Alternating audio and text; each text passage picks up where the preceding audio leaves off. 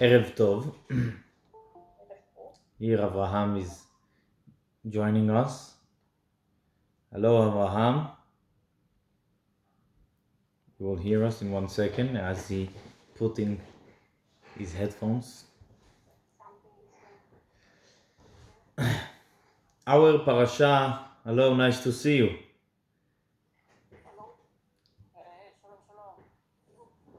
We're just starting. Our parasha is Parashat Vaikra.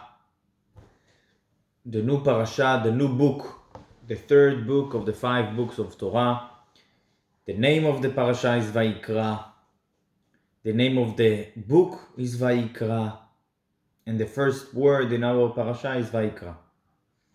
What is Vaikra? And he called. And he called. So we basically continuing the last week parasha, God still speaking with Moshe.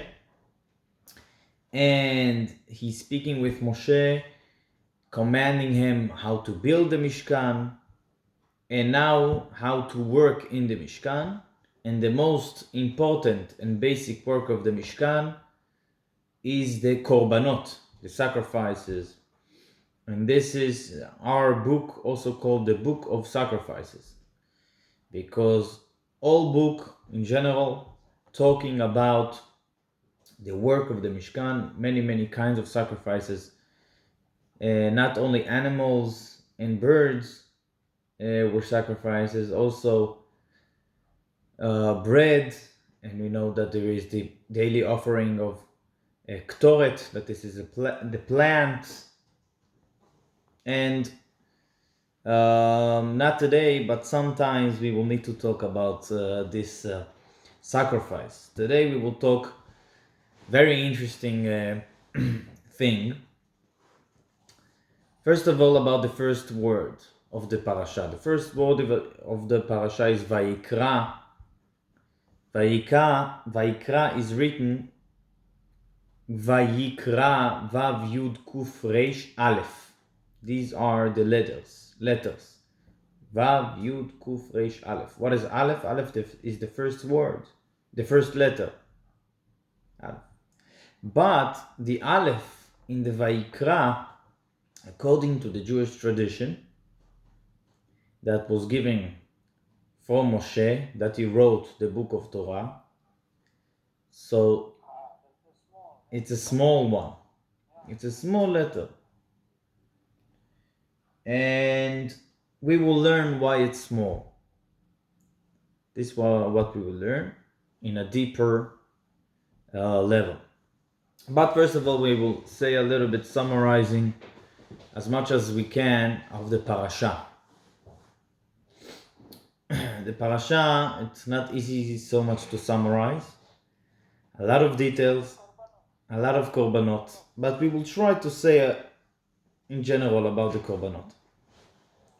The first korban, the first sacrifice, is called the korban ha'olah. Olah means the elevated. Why? Because all the sacrifices, all the animal was going to the altar. No one was eating it. And every day in the morning and in the evening, there was the korban hatamid, the daily, the basic korban that was opening and finishing and closing the day. And the day started with a sacrifice and finished with a sacrifice. This sacrifice was elevated, meaning all the sacrifices going up, and there is more sacrifices that all of them was going to the altar. There is another kind of offering that it's called shlamim. Shlamim from the word shalom. Why shalom? Because it made peace. Why it made peace? Because part from the sacrifice was going to the altar, part was going to the priests that were working in the temple or tabernacle in that day, and part was going to the owner that was giving the sacrifice. Those sacrifices are many kinds that a person can offer from himself, or he need to bring them. There is times that part of the punishment, for example, of a person was to bring sacrifice. For example, a person that by mistake was doing something that's not allowed in Shabbat. If he did it on purpose, the sacrifice will not help so much. But if he did in a mistake without any purpose, so the sacrifice means that God forgiving him. Why? Because when a person is bringing a sacrifice, he needs to put his hand on the sacrifice and think what they doing to that animal. It's what maybe supposed to happen to me, because I'm not doing what God wants. And if something was coming to me by mistake, there is no mistakes, It happened to me because I deserved that this mistake will come through me. So I need to be more careful. I need to try harder next time. So this is another kind of offering. There is, as I said, not all the sacrifices were from animal. There is times that a sacrifice can come from a bird, only one kind of bird. How it's called? It's called this kind of dove. And this is another kind of sacrifice. And there is bread. In the temple, they offered bread, but now I will explain something that it's also connected to Pesach. We all know matzah. Matzah, what is matzah? Is bread that it didn't rise. Our matzah, as we know it, is basically not the original matzah. The original matzah is almost like pita. It's not like cracker. It's something that you put in our matzah. We're doing it very, thick, and with holes, and it's in the oven for maybe 8 seconds. Why? Because we want all the process of the matzah will be very, very quick. And our matzah is have few qualities that they are the reason that we're using this matzah. This matzah, first of all, because it's so quick we're doing it, all matzah process can take 2 minutes. From the mixing of the water with the flour until it's going out from the oven can take 2 minutes, maybe less, I don't know, I'm not sure. So that's why they're doing it very thick with holes and in the oven for few seconds. Can be 10 seconds. Out from the oven, you have already matzah.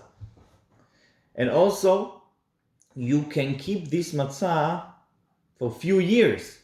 It will stay almost the same taste. You will not feel. You will feel. You can feel the difference between matzah of last year and matzah of this year, but in general, it's eatable.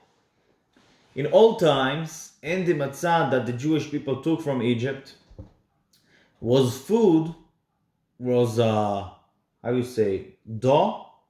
that they mixed and did not rise it, just immediately put in the oven, or in their oven. It was a different oven that as we use today, and it was in the oven for a few minutes. Did not rise, because when you're baking something, it's not rising. And then This is the matzah. It's like a lafa. You know what is lafa? In Israel, there is a shawarma. Shawarma, you know what is it? So shawarma, you're eating with kind of a bread that you can fold, and this is the lafa. So the matzah, the original matzah that did not rise, was a bread that didn't rise. Of course, total kosher lepesach, but it's not the same matzah as crackers as we're eating today. 200, 300 years ago, they stopped in Ashkenaz mostly. They stopped doing the old matzah because you need to make, during the Pesach, you need to make new because it's staying fresh for 2-3 days. The old matzah. You knew that, Abraham? So this is, now we understand, first of all, how they ate matzah in the time of the temple. You can imagine, they have the maror, like a jalapeno, and they have the Pesach, the meat that was on the fire, and they have the matzah that is like lafa, and they ate all the three together. Today we eating the crackers with some leathers, but the original mitzvah is something else a little bit. Of course, we're doing the same mitzvah, but this is another reason to wait to the rebuilding of the temple, to eat it in a proper way. But why I'm saying this? Because in the temple they brought every day bread, but the bread was matzah. The bread was kasher lepesach, did not rise. And another detail that I want to talk about is that there is another commandment on the mitzvah of korbanot, special commandment, that we will not put any sweet, especially honey, on the sacrifice and on the bread. The bread should come matzah without any honey. Okay? And this commandment is very strange. Why? Because usually the Torah not telling us do not bring this and that. The Torah telling us what we put on the altar, and the rest we understand we're not putting in the altar because you didn't told us to put. The Torah not telling us to put any apples in the altar. Why? Because why should we? Because you didn't tell us. You know, we don't understand so much the difference, the details, why like that. Whatever God telling us, that's what we're bringing as a sacrifice. Why the Torah telling us do not put honey? What's so special about the honey?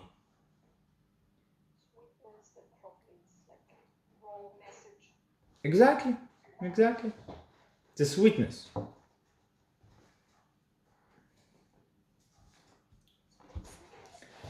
But this we need to understand.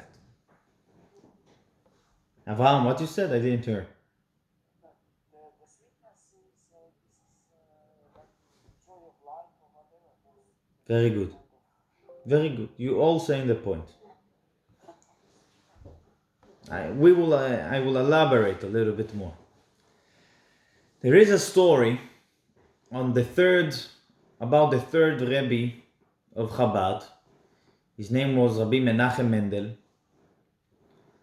He is the first Rabbi Menachem Mendel. Our Rabbi is on his name. He was his great-grandson. And the Rabbi Menachem Mendel, was the grandson of Alter Rebbe, the first Rebbe of Chabad, the author of Tanya. And the story was in our week, the week of Parashat Vaikra. And the young Rabbi Menachem Mendel asking his grandfather why the Alef of Vaikra is small, as we mentioned. Why is small? What is going on? So the Alter Rebbe telling his grandson what the commentaries on Torah also telling, that because this is so many details of laws, and this is the basic laws of the temple, Jewish people did those laws for 1,000 years, more. And these were the basic of life. And all the details got told to Moshe. And Moshe was humble. He didn't feel any kind of greatness of himself, even though he had the amazing honor to be the messenger of God, and especially in those laws that God telling him laws that will be the basic of Jewish life. And not only that, Vaikra, God called Moshe. Everybody saw that Moshe suddenly going into the tabernacle and speaking with God. They saw how he's standing in front of the cloud and speaking. And Moshe did not feel anything. He was humble. And the Torah want to tell us that he was humble. That's why the Torah doing a small Alef. So Alter Rebbe telling us that answer to his grandson. But Alter Rebbe not starting from that. He saying a little introduction to the answer. What was the introduction? There is another Alef in the Bible that it's not in the regular size. It's big. It's big size, not small size like Vaikra. It's big. Where is it? In the last book of the Bible. What is the last book of the Bible? Not of Torah, of the Bible. It's called Divrei Hayamim.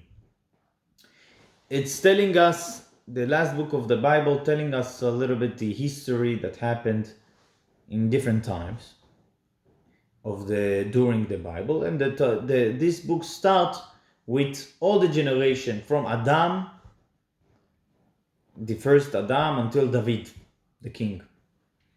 And the first word of the book is Adam. And the Alef of Adam, how you writing Adam? Alef, Daled, Mem. How the first letter of the word Adam is big. Alef is big. So Alter Rebbe telling his grandson, the Tzemach Tzedek, the Rabbi Menachem Mendel, telling him that sometimes a person feels too much of himself. He's feeling big. Feeling too much confidence. And then he can fall to a sin. Like Adam. That's why Adam's letter is Alef. Adam's Alef is big.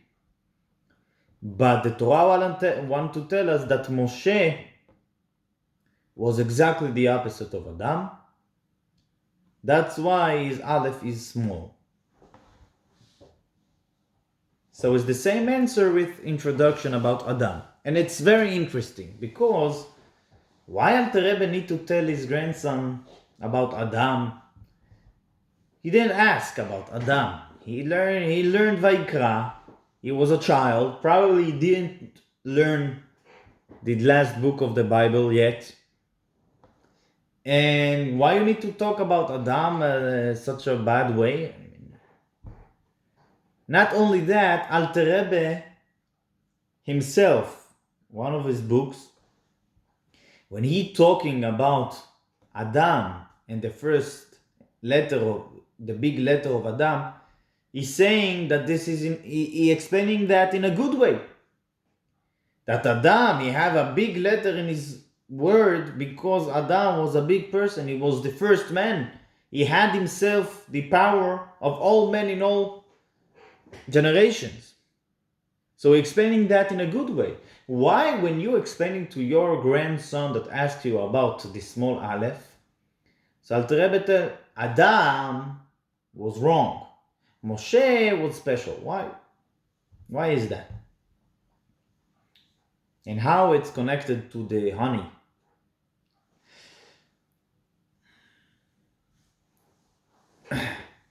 So there is in Torah a lot of explanations. I don't know if you, of course you know, but there is in the Torah 4 levels: Pshat, Remez, Drush, and Sod, it's called. Pshat, it's literal explanation. Remez is a symbolic explanation. Drush, it's like it's more mystic. It's like interconnections. This is the third level, interconnections between things. And there is the Sod, the secret level of Torah. More mystics. Those are 4 levels in Torah of explanations. But there is 5th level. The 5th level is the level of Hasidut. Hasidut, it's not literal, it's not mystical, it's not interconnection, it's not all of that. It's not, it's the inside of everything. It's an input in every level of explanations in Torah. And I'm saying this introduction because about this law of the honey, we have example of all the levels of Torah, an example how Hasidut explaining more deep the levels. We will not go into details, but I would just say in general, in short, different kinds of answers from different levels in Torah, and we will learn the Hasidut level of Torah. Then we will see. So according to the literal explanation, there is many literal explanations about this law. What law exactly? About the law of the honey. Why the Torah need to tell us not to bring honey and any chametz, any rice bread. So the Rambam telling us that in those times, all nations brought sacrifices, and they brought very sweet sacrifices. So the Torah want to tell the Jewish people, do not mix. Look, something special going on here. It's something else. It's not sweet. It's not. It doesn't want to tell us. It's very literal, this explanation, that God is different. We don't want to make him happy by eating something sweet. It's something more deep. So this is what the Rambam explained. Or there's another explanation that because the Torah wants in every sacrifice, there is another law that in every sacrifice need to be a little bit salt. And if you put honey and you put salt, so there is no taste of salt. It's all very simple explanations. There is more symbolic, that this is a different level of explanation, that the Torah want to tell us not to be, not to rise like chametz, to be more humble, not to be so much in sweetness of life. There is more deeper explanations that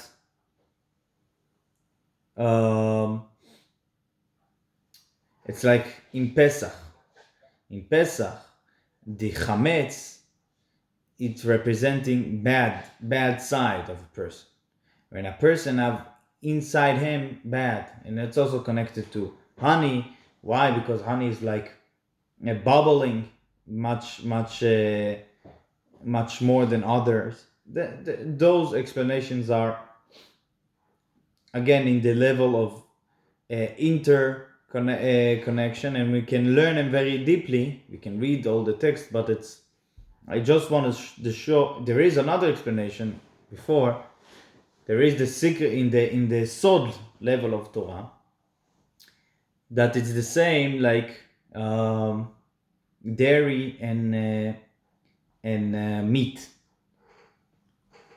Dairy and meat, and the Torah, according to the mystical, according to the Sod, the secret of Torah, the law of not mixing meat and dairy is because dairy represents chesed, kindness, sweetness, and meat represents gvura. Gvura means judgment, the left side, what it's called according to it. And you cannot mix. They are two different things. We mentioned it about I think last week when we talked about clothes. We mentioned that there is laws about clothes that you cannot mix them because there is two sides in the world. And the same thing like dairy and the same thing with honey, that this is sweetness, and about rise, about chametz, that the rise of the bread coming from sourness, coming from the, how you say, sourness, I think. You should not mix them both. Now they call it gluten or something. Yes, but this is the... Okay.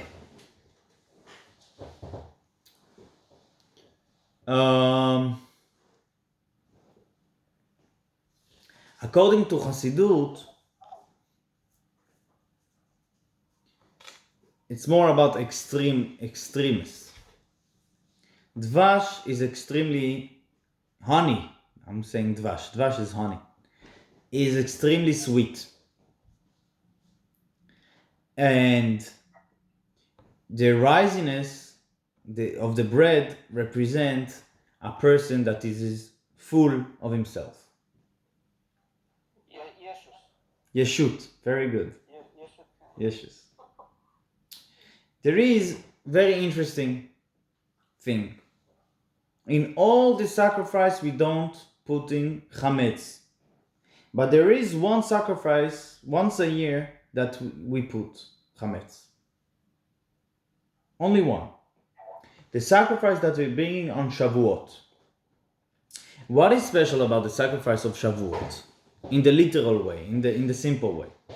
The sacrifice of Shavuot, we're celebrating the new growth. All the new growth you can eat in the land of Israel in the time of the temple, after they offered in the temple the sacrifice of Shavuot. It's called the Chadash. Chadash, the new. The new growth you can eat only after this sacrifice. Before that, you're eating the last year's growth. So basically the offering of Shavuot, the sacrifice of Shavuot, is new beginning, is new growth. So what Hasidut explaining us about this sacrifice? What we can learn from it? When a person is big, is full of himself, it's not good.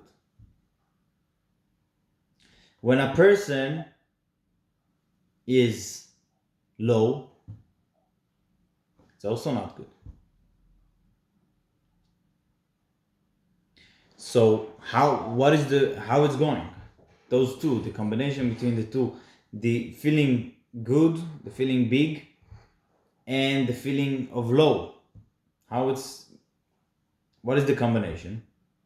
It's depending on situation, I think so. Okay, what do you mean?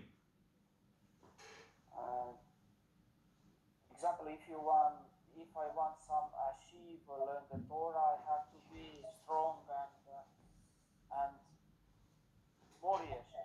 Yes. And opposite way, if I go into the praying, I have to go to down, the bitul. Yes. It's according to situation. Mm-hmm. If this is opposite way, this is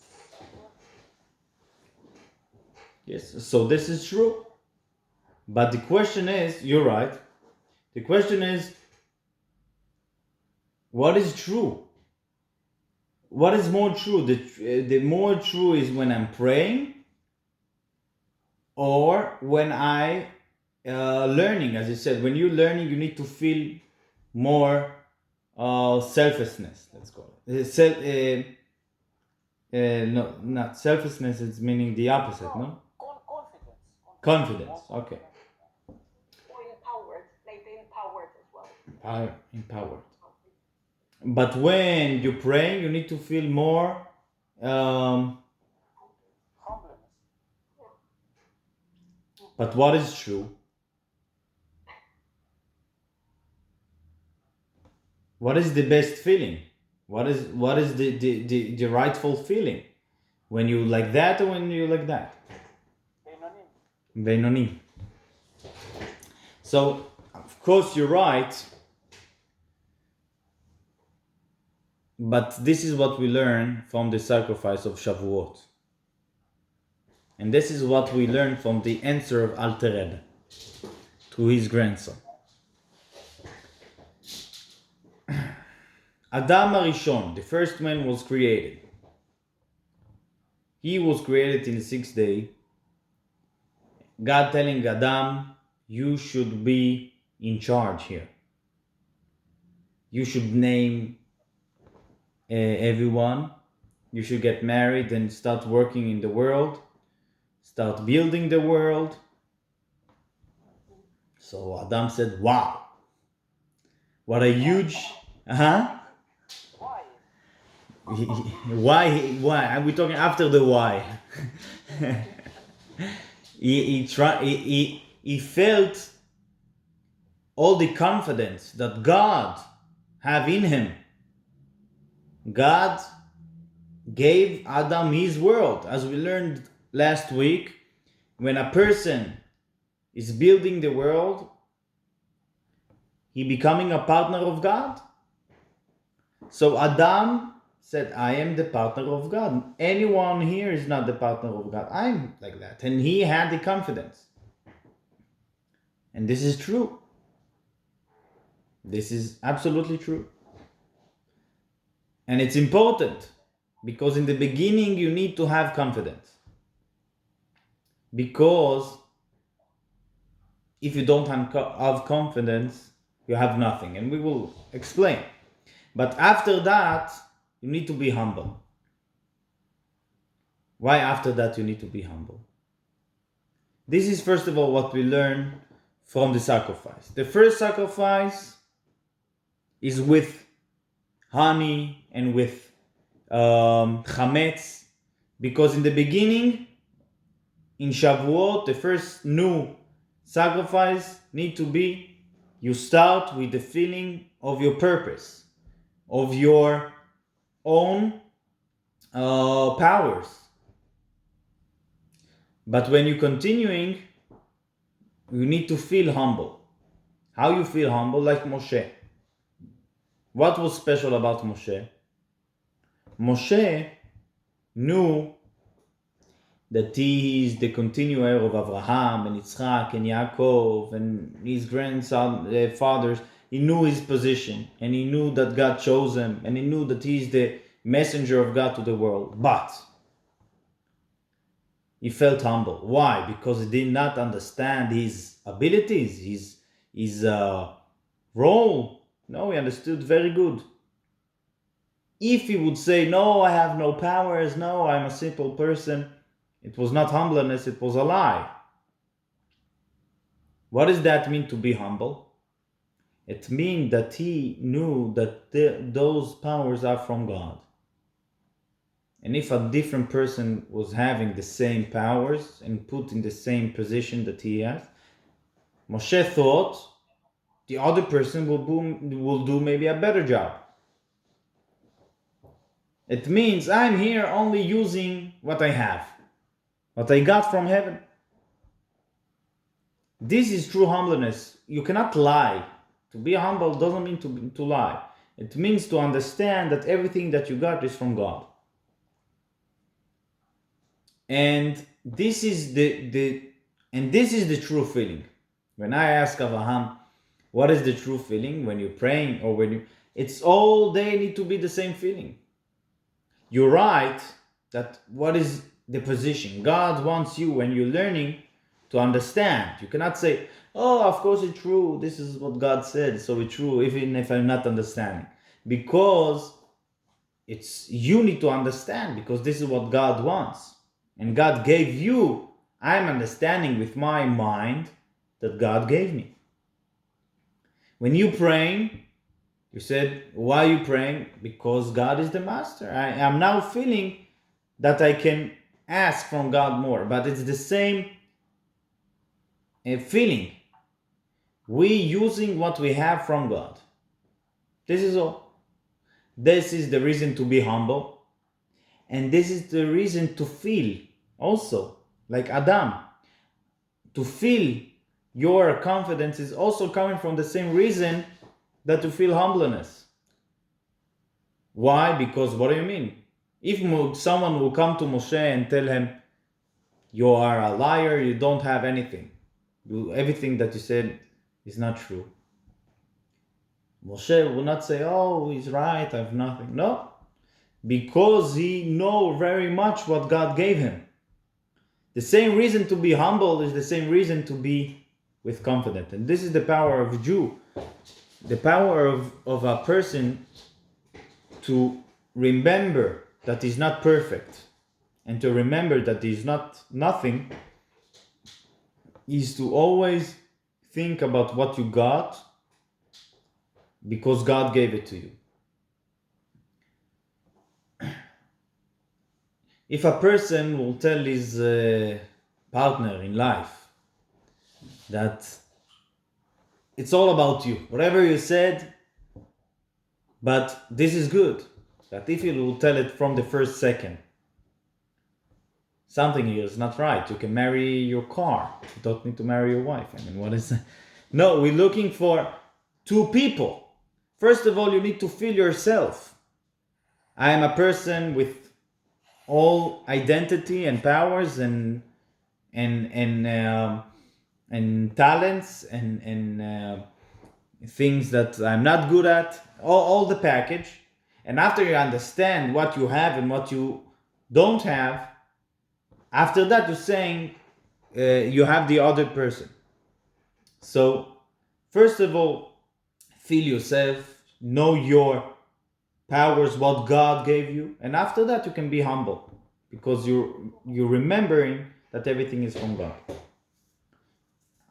So, this is also the connection what we're learning from the first Korban, and this is why Alter Rebbe telling his grandson,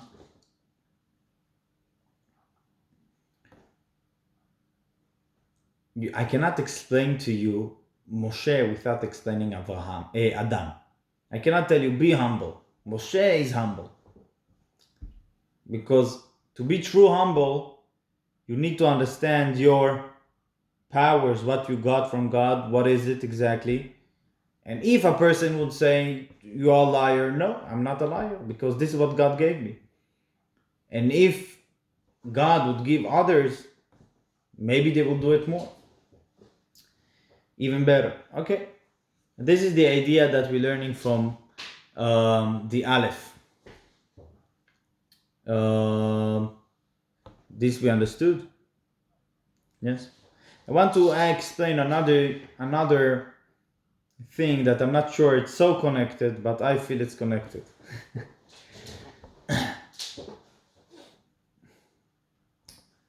There is it's like in our world today, there is a feeling of debate between two forces, two sides. What are the sides? There is the side of Torah, of belief, and there is the side of science. Torah and science, or belief in or in science. And it's actually something that happened. Not always Torah and science were considered two sides. In old times, all the scientists and most of the scientists were believers, and most of the big rabbis were scientists, astrologists, everything. They were doctors, they were everything. The Rambam, as the biggest example, he was an astrologist, he was a doctor, he was a philosopher, and he was a Torah scholar. And like the Rambam, maybe not exactly like him, but in the same idea was many sages, and many the world scientists and geniuses that until today the world science is based on their thought. Many of them were believers, strong believers. Jewish nation was always in the front of science. It was not against. The separation between Torah and science not came from Jews. Did not came from Jews.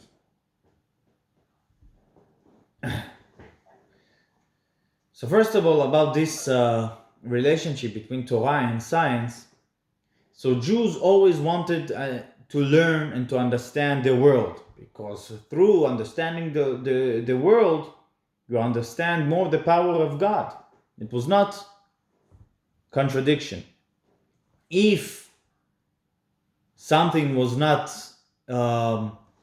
fitting with the Torah beliefs, with what Judaism believes, so either Jews wanted to understand it more until they can understand how it fit with the Torah. And if they didn't understood, so there they said, we are believers. We believe that science is not complete, and one day we will understand. For example, in old times, very old times, maybe 3,000 years ago, the world believed that marriages between close family, is the healthiest things to do. It's the most modern thing to do. Why? What do you mean? We are the same. We are brothers. So what is more healthy? Why that stranger will come to my family? I mean, two brothers is the best thing. And the Jewish people, of course, not everybody did it. Only the royal families did it, because marriages was also a business thing. And when you're doing business with yourself, you're not having more. But Jewish people would say, what we can do, we don't understand, but this is what God said. That the only belief that said this is very much forbidden was Judaism. And eventually came Christianity and spread the idea that this is forbidden. And after came science and said, oh, this is really not healthy. So in times that we understood. In times that we didn't understood, we said, we will wait, we will see who wins in the end. Many things until today we don't understand. For example, I'm not talking about the age of the world, that there is many questions and answers, and it's very big. But there is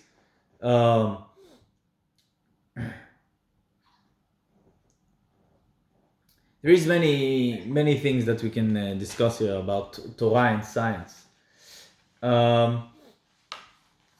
First of all, I would say before I said something that we still there is debates, but there is, for example, in the Talmud, there is amazing things.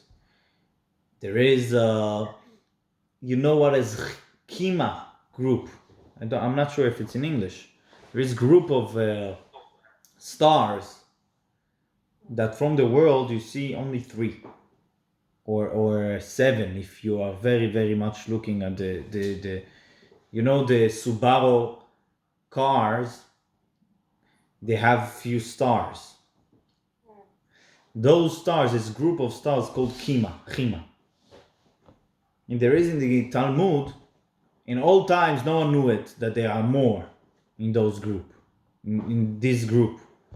In the Talmud, there is a question and answer. What is Chima? From where? What is that group? So they're saying 100 stars, 2,500 years ago, or less.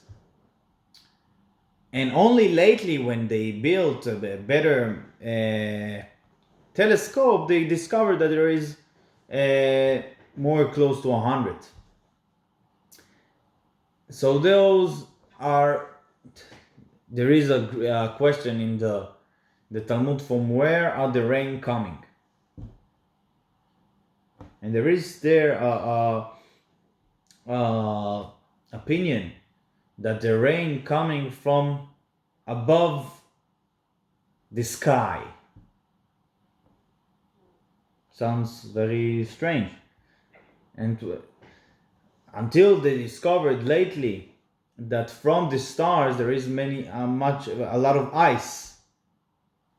That this ice eventually coming the rain in our world. There is many amazing things in the Talmud that they are proofs that they knew something that the world in that time did not know. There is, of course, things that until today we don't understand.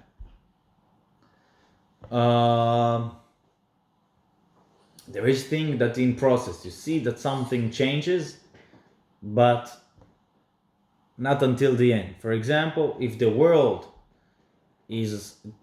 Earth is around sun, or the sun is going around the world, there's a famous Galileo debate that he died because of that. But Jewish people believes until today that the world standing and the earth is turning around. And the Rabbi mentioned many times that from Einstein on, that he proved that you cannot prove what's going around what. So after many years, and actually until today, after Einstein, the world still believes that the earth going around the sun. But it doesn't matter. It's a different subject, but it's still in process. Why I'm saying all this? I'm saying all this that we need to understand that there is no Torah and science. There is science. Science is a process. Many things we understand, many things we don't understand, but it's not a contradiction. We need to learn and to be humble. When you discovering new things is good. Jewish people always were the best of scientists, learn and understand, and I'm talking about believers.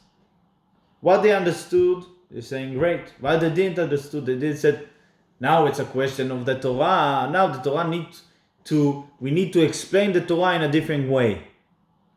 Why? Because you didn't understood. Now in our days we know how the geniuses of few hundred years back did not understood nothing that we understand today. So how you can change something like Torah that did not change for 3,000 years and only have more proof and only predicting what we're having today, and because we're not understanding today, we're changing something that the Torah. We all know that in 500 years from now, we will look in the world in all different way. So, your mind is changing every day. How you can change something that is so strong, not changing, and this is because of lack of humbleness. We're feeling only one side. We don't start with humbleness. I know I'm a human. I know that I am what I understand today, not necessarily that I will understand that tomorrow. And what I had the privilege to achieve and to understand and discover in our world is good. What I didn't understand yet, it's also good. It means that I'm human, and it's good. Humbleness is something very, very important in our world. This is I want to say, because it's really hard. People have questions from science and they like blocking themselves. They believing in science. They believe that you need to have in Torah. They putting in science. It's not true. Science is not Torah. Science is what a person thought and discovered according to his abilities. But everything can change, as we see. I